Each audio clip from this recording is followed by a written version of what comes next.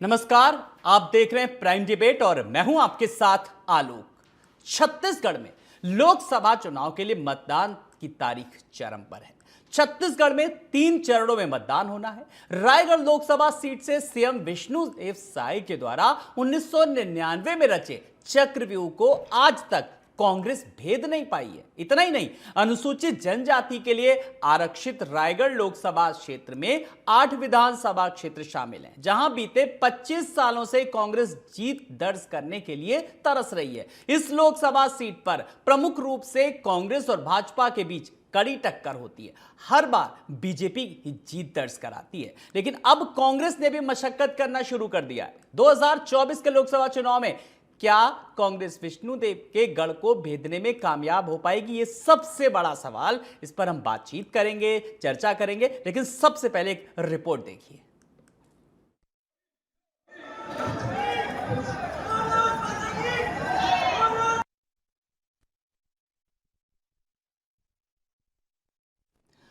तो 2023 के विधानसभा चुनाव की बात करें तो साफ तौर पर भाजपा को बहुमत मिला था। राज्य के चौथे मुख्यमंत्री के रूप में काम करने का अवसर भी मिला। देखा जाए तो 1999 में विष्णुदेव साय ने जो चक्रव्यूह तैयार किया, उसे भेदने में कांग्रेस आज तक कामयाब नहीं हो पाई। 1962 में अस्तित्व में आई रायगढ़ सीट में 6 बार कांग्रेस ने जीत दर्ज कराई है, जबकि 1 बार जनता पार्टी व 7 बार भाजपा को विजयश्री हासिल हुई। 1999 से यहां पर कांग्रेस जीत नहीं सकी है। अनुसूचित जनजाति के लिए आरक्षित रायगढ़ लोकसभा क्षेत्र में 8 विधानसभा क्षेत्र शामिल हैं, जिसमें रायपुर जिले की विधानसभा जशपुर कुनकुरी पत्तलगांव सीट शामिल है। तो रायगढ़ जिले की लैलूंगा, धर्मजयगढ़, रायगढ़, सारंगढ़ और खरसिया विधानसभा क्षेत्र इस लोकसभा में शामिल है। वहीं रायगढ़ लोकसभा सीट का आधा भाग बिलासपुर, आधा भाग सरगुजा संभाग में पड़ता है और इस सीट पर बीजेपी और कांग्रेस की तरफ से हमेशा से कांटे की टक्कर होती है। तो दिग्गजों की साख दांव पर लगी।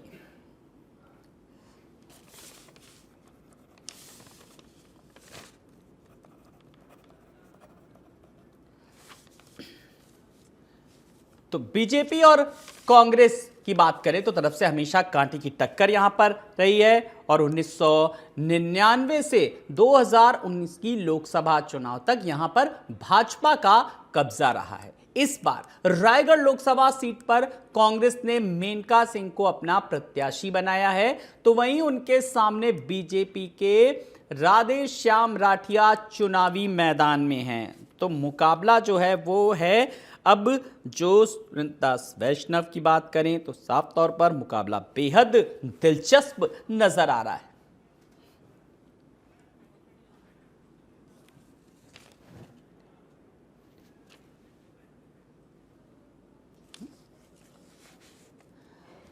तो फिलहाल मुकाबला जिस तरीके से दिलचस्प होता नजर आ रहा है, कांटे की टक्कर रही है। रायगढ़ को लेकर के खास करके अगर बात करें तो बेहद दिलचस्प नजर आ रहा है और दोनों ही दल अपनी अपनी जीत के यहां पर दावे कर रहे हैं। तो जल्दी से जो मेहमान हमारे साथ जुड़े हैं उनका परिचय करा देते हैं। वासु शर्मा जी हैं, प्रवक्ता बीजेपी। वासु जी नमस्कार, बहुत बहुत स्वागत करना चाहूंगा। आशीष तिवारी जी हैं, वरिष्ठ पत्रकार। आशीष जी नमस्कार, आपका भी बहुत बहुत स्वागत है। संदीप दुबे जी हैं, प्रवक्ता कांग्रेस। संदीप जी नमस्कार, आपका भी बहुत बहुत स्वागत है। वासु जी मैं आपके पास आ रहा हूं। लगातार कांग्रेस अपनी रणनीति के तहत चुनावी मैदान में उतर रही है, कुछ सीटों पर कड़ी मशक्कत कर रही है जहां पर उसको लगता है, लेकिन आप लोग तो 11 की 11 सीटें जीतने का पूरा लक्ष्य रखा और पूरा उसी तरीके से काम कर रहे हैं। जी आलोक जी, सबसे पहले आपके सभी दर्शकों को मेरा नमस्कार। जितने मेरे पैनलिस्ट साथी बैठे हैं, वरिष्ठ पत्रकार महोदय बैठे, उनको भी मेरा नमस्कार। देखिए आलोक जी, छत्तीसगढ़ की बात होती है तो कांग्रेस की पिछली 5 साल की सरकार को जनता ने देखा है और 15 साल की रमन सरकार को भी देखा है और 100 दिन की विष्णुदेव साय सरकार को भी जनता ने देखा है। और जनता जब एनालिसिस करती है तो ये 100, मैं ये कह सकता हूं दावे के साथ, 100 दिन की सरकार ने सुशासन स्थापित किया छत्तीसगढ़ के अंदर।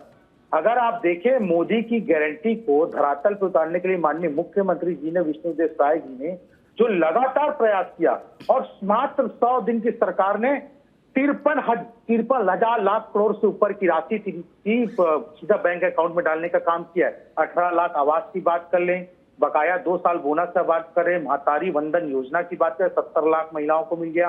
3100 रुपए 21 क्विंटल के धान की बात कर ले, जो युवाओं से छल कपट की राजनीति पिछले 5 साल में प्रदेश में हुई, पीएससी के माध्यम से जो युवा ठगे गए उसकी सीबीआई जांच की मांग कर ले, करप्शन के खिलाफ कड़ा एक्शन ले रही है सरकारें। तो जी। ये जो है ये छत्तीसगढ़ की जनता ने 100 दिन के अंदर देखा है। जो कांग्रेस ठीक है, पिछले यानी 5 कि साल में 100 दिन के अंदर आपने एक मोटा मोटा तौर पर खाका तैयार कर दिया, जिसको लेकर के आप जनता के बीच जा रहे हैं। संदीप दुबे जी, मैं आपके पास आ रहा हूं। देखिए, 100 दिन का खाका पूरा खींच दिया, जिसमें शासन की बात, सुशासन की बात, भ्रष्टाचार पर प्रहार, ये तमाम सारे मुद्दे हैं। अब आप लोग किन किन मुद्दों को लेकर के जनता के बीच जा रहे हैं, संदीप दुबे जी?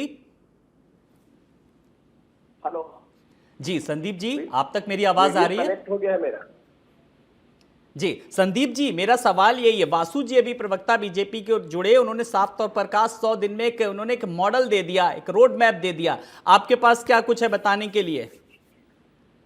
देखिए, वासु जी जो कह रहे होंगे ना, बीजेपी जो कह रही है, आपको उसमें एक बात बता देता हूं कि इस बार बीजेपी चुनाव नहीं लड़ रही है। पूरे जगह इनका कहना है मोदी की गारंटी। कोई भी चुनाव पिछले किए गए कार्यों से होता है। 10 साल का हिसाब देने की स्थिति में नहीं है। इस प्रकार से रोज रोज ये इलेक्ट्रोल बॉन्ड कर रहे हैं, उससे इनकी स्थिति समझ में आती है। अब देखेंगे कि 600 वकीलों का ग्रुप एक चीफ जस्टिस ऑफ इंडिया को चिट्ठी लिखता है, और उसके बाद जिस प्रकार से मोदी उस चिट्ठी को ट्वीट करते हैं, तो देश में जिस प्रकार का वातावरण बना है, वो वातावरण इनके अनुकूल नहीं है।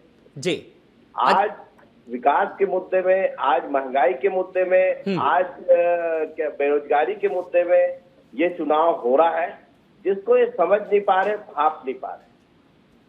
जी वासु जी, जी ठीक है, मैं आपके ही सवाल का जवाब ले लेता हूं वासु जी से। वासु जी, देखिए, महंगाई है, बेरोजगारी है, भ्रष्टाचार, ये अहम मुद्दे हैं और आप लोग समझ नहीं पा रहे हैं। आप लोगों को लग रहा है जनता के बीच कुछ और ही मुद्दे हैं। देखिए, ये कहा जा रहा है संदीप जी की तरफ से। जी कि कांग्रेस के हमारे बड़े भैया बैठे वरिष्ठ प्रवक्ता हैं, लेकिन भापने में भारतीय जनता पार्टी नहीं, कांग्रेस नाकाम। छत्तीसगढ़ के अंदर, मैं पूरे देश की बात कर लूं, इलेक्ट्रल बॉन्ड से लेके सारी दुनिया की बातें कर रहे थे। इलेक्ट्रल बॉन्ड में क्या निकल के आया? ये बड़ी बड़ी बातें करते थे। इलेक्ट्रल बॉन्ड में क्या निकला है? जो फ्यूचर गेमिंग कंपनी का भारतीय जनता पार्टी के ऊपर आरोप लगाती थी कि 1300 करोड़ का चंदा भारतीय जनता पार्टी को मिला है, जब उसका डिटेल एसबीआई ने इलेक्शन कमीशन को सौंपा, तो निकल के क्या है आलोक राजा जी? 550 करोड़ तो इनके सहयोगी डीएमके को दिया गया है चंदा।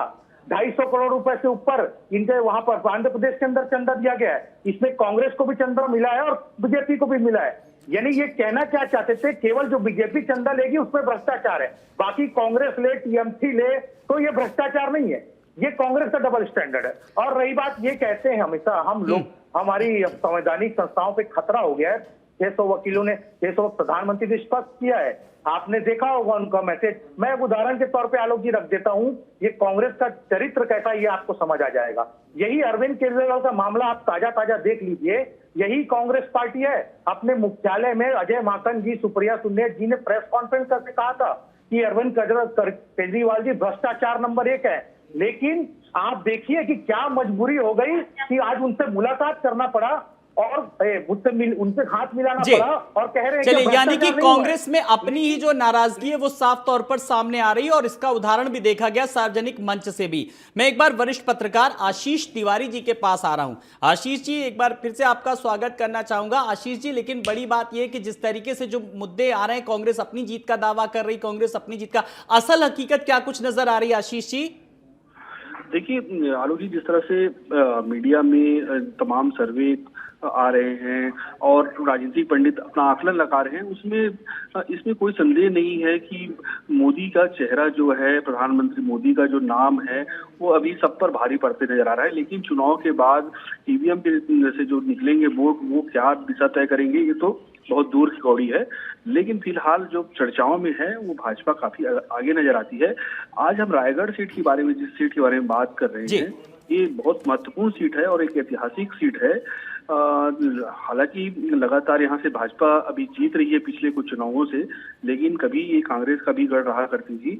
और इस बार कांग्रेस ने जिस तरह से 11 सीटों पर छत्तीसगढ़ के जो प्रत्याशियों का चयन किया है उस पर लगातार सवाल उठते रहे हैं कि कहीं से कहीं किसी को टिकट दिया गया है, अलग अलग स्थानों को बदल कर टिकट दिया है। लेकिन कांग्रेस ने रायगढ़ में बहुत स्मार्ट प्ले खेल, मैं कहूंगा, जिस तरह से उन्होंने डॉक्टर मेनका सिंह को प्रत्याशी बनाया है। ये बहुत महत्वपूर्ण परिवार है और लगातार समाज सेवा से जुड़ी रही है मेनका सिंह। और मुझे ये कहने में आज बहुत अर्ली स्टेज है, लेकिन मुझे कहने में आज मतलब आज वो नहीं है कि रायगढ़ एक ऐसी सीट हो सकती है छत्तीसगढ़ में जहां पर भाजपा को एक चुनौती का सामना करना पड़े।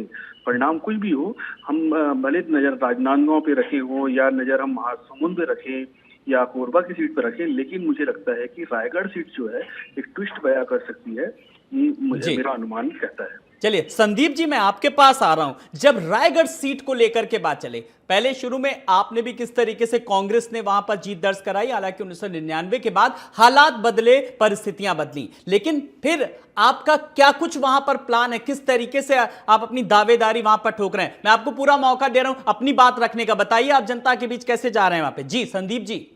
देखिए, हमने अपनी बात जो है, जो राहुल जी जब पदयात्रा जब यात्रा किए मणिपुर से महाराष्ट्र तक, उस यात्रा में अलग अलग समय में जो घोषणाएं हमने किया है कि महिलाओं को और जो बीपीएल से भी नीचे हैं, बीपीएल वाले हैं, उन महिलाओं को साल का 1 लाख रुपए देंगे।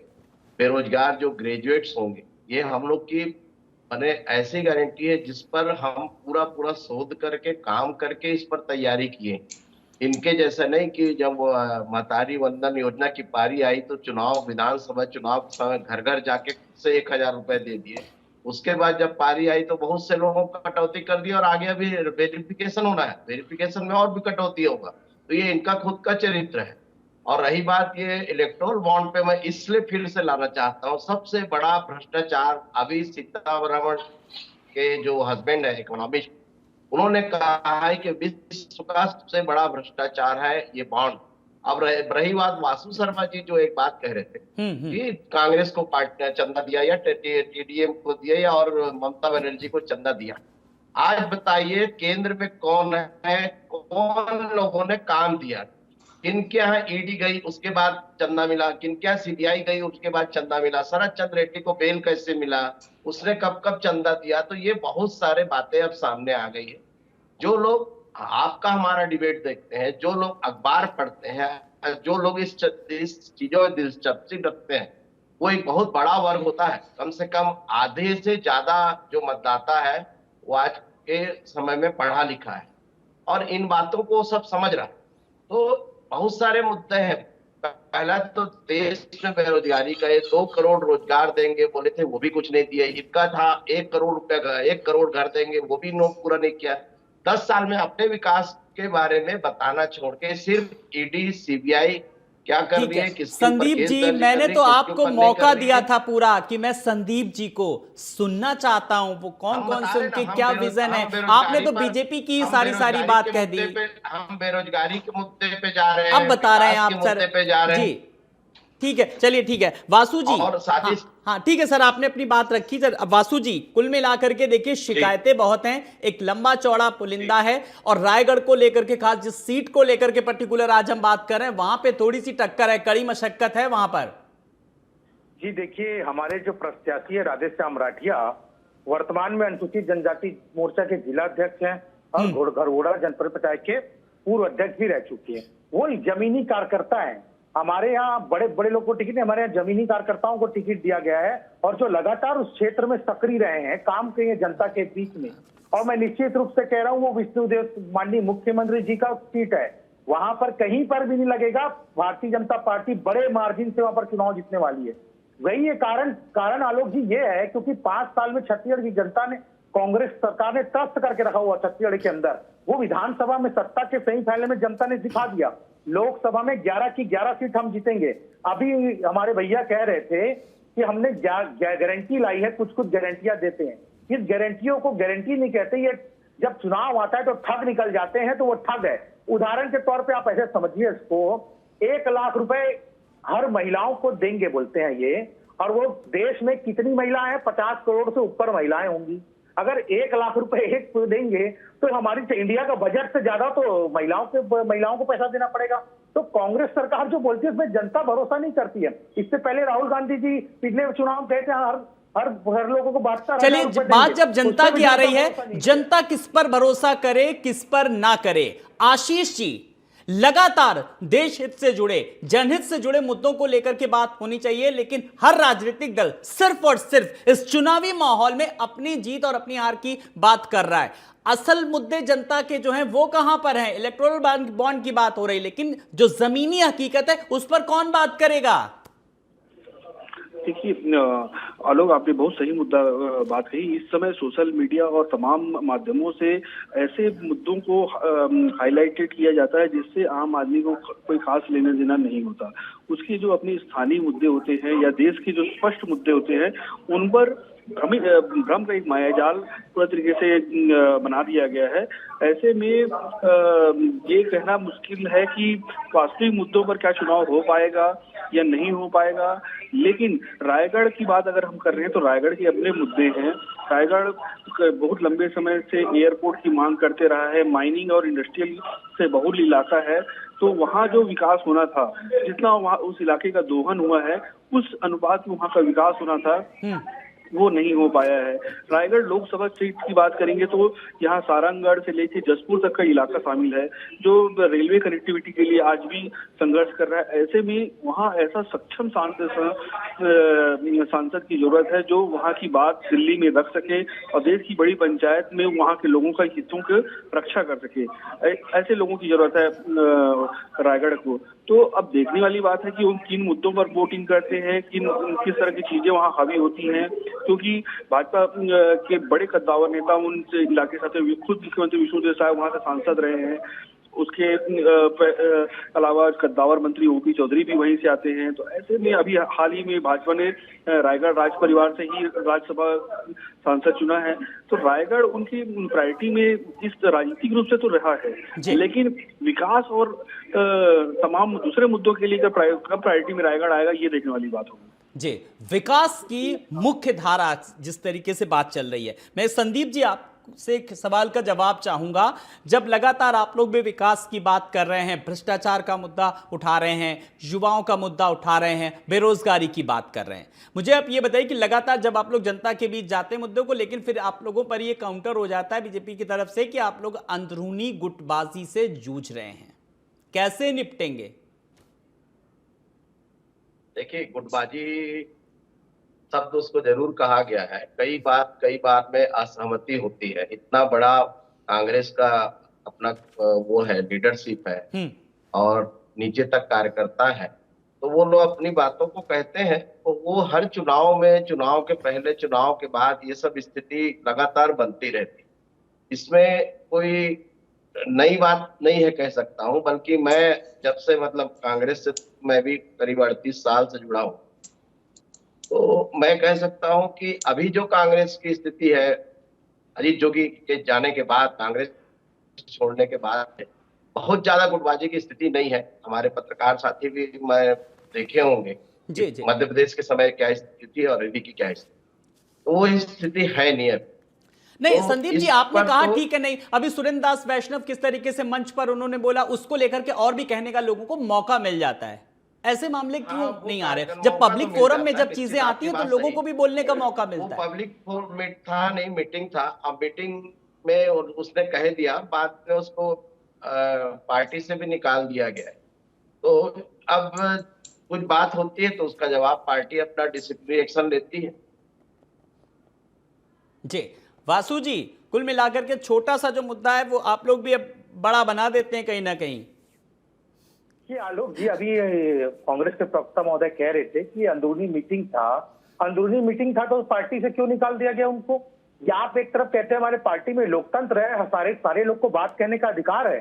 जब वो अपनी बात से, अपनी 5 साल की पीड़ा पूर्व मुख्यमंत्री के सामने रख रहे थे तो उसको पार्टी से क्यों निकाल दिया आपने? तो यहीं पर कांग्रेस की नीयत दिखती है। और लेकिन कांग्रेस की हालत इसलिए भी खराब है, आपने बहुत सही कहा आलोक जी, क्योंकि इनका गुटबाजी इस चरम सीमा पे बोल रहे हैं है, क्योंकि गुटबाजी उसके चरम सीमा पे है। आप लगातार देख लीजिएगा, बातें करता रहा। आप केवल वो भारतीय राजनांदगांव जनता में पार्टी के बिलासपुर साथ में मिलकर आनंद में बैठे उसने हुए सुरक्षा दुर्ग प्राप्त किया। लोकसभा से तो बहुत सारी बातें थी। तीन नेता बाकी लोकसभा चुनाव लड़ रहे, वहां के भिलाई से सरोज पांडे को कोरबा में लड़ना पड़ गया। भिलाई में क्यों, दुर्ग में क्यों चुनाव नहीं लड़े? कांग्रेस के पास नेता नहीं मिल रहे छत्तीसगढ़ के अंदर, वो दुर्ग लोकसभा से इंपोर्ट करके एक्सपोर्ट करके दूसरे जगह चुनाव लड़ा रहे हैं। सरोज पांडे कोरबा से लड़ रहे, याद कर लो। लोकसभा के अंदर पूर्व मुख्यमंत्री जी ने क्या कहा कि आप चुने हुए पूर्व मुख्यमंत्री रहते हैं और ईवीएम के खिलाफ आप ऐसा बयान देते हैं कि 380 कांग्रेस पहली बार आप चुने होंगे आलोक जी कि कोई पार्टी का नेता अपने। चलिए ठीक है, बीजेपी ये कह रही है कि 380 उसको राजनेता मिल नहीं रहे। ठीक है, मैं आज की डिबेट का एक फाइनल कमेंट आशीष जी आपसे चाहूंगा। लगातार ये आरोप लग रहे हैं छत्तीसगढ़ के परिप्रेक्ष्य में, आशीष अगर मैं आपसे बात करूं कि नेता नहीं मिल रहे हैं, भाई ऐसी कई सेलिब्रिटीज हैं जो बीजेपी ने भी चुनावी मैदान में उतारे, नेता के अभिनेताओं को मैदान में लाई है। बड़ी बात यह है कि किसकी पार्टी में क्या कुछ चल रहा है, मुद्दा क्या होना चाहिए, मुद्दा जनहित से जुड़ा हो, वो कहीं ना कहीं आशीष बेहतर होगा। एक फाइनल कमेंट आपसे। बिल्कुल, यहाँ पर नेता या चेहरों से के बजाय अगर हम मुद्दों पर चुनाव लड़ें और जनता के हितों की बात करें और कैसे हम 2050 में विकसित भारत बनाने का जो हमारा चुनौती है, जिसको प्रधानमंत्री मोदी बार बार दोहरा रहे हैं, पार्टी कोई भी हो, दल कोई भी हो, एक लक्ष्य रखा गया है देश के सामने, देश के सबसे बड़े नेता ने रखा है, उसे पाने के लिए सभी को मेहनत करनी होगी। इस पर बातचीत होनी चाहिए, चुनाव इन मुद्दों पर होना चाहिए था, लेकिन हम व्यक्तिगत चेहरों की तलाश कर रहे हैं क्योंकि भारतीय जनमानस कहीं ना कहीं एक चमत्कारिक चेहरे की तलाश में रहता है हमेशा। उसी तरीके का अभी भी तलाश कर रहे हैं कि ये चेहरा वो चेहरा, लेकिन मुझे लगता है कि चेहरों की बजाय मुद्दे ज्यादा महत्वपूर्ण हैं और मुद्दा पे ही चुनाव होना चाहिए। यानी कि आशीष जी आप कहना चाहते हैं चेहरा क्या देखते हो, दिल में उतर कर देखो और काम को देखो उससे ज्यादा। बहुत बहुत शुक्रिया आशीष जी हमसे बात करने के लिए, जुड़ने के लिए। सुरेंद्र जी आपका भी बहुत बहुत शुक्रिया। वासु शर्मा जी आपका भी बहुत बहुत शुक्रिया। तो छत्तीसगढ़ में बीजेपी एक तरफ 11 की 11 सीटें जीतने का दावा कर रही है, लेकिन रायगढ़ सीट पर इस बार जो चुनाव है वो बेहद रोमांचकारी नजर आ रहा है, क्योंकि कांग्रेस ने भी वहां पर पहले जीत दर्ज कराई है, लेकिन 1999 के बाद से कहीं ना कहीं हालात बदले हैं, परिस्थितियां बदली हैं और समीकरण भी बदले हैं। लेकिन अब 2024 के परिप्रेक्ष्य में किस तरीके के हालात बनते हैं, किस तरीके की परिस्थितियां सामने आती हैं, यह देखना बेहद दिलचस्प होगा। नमस्कार।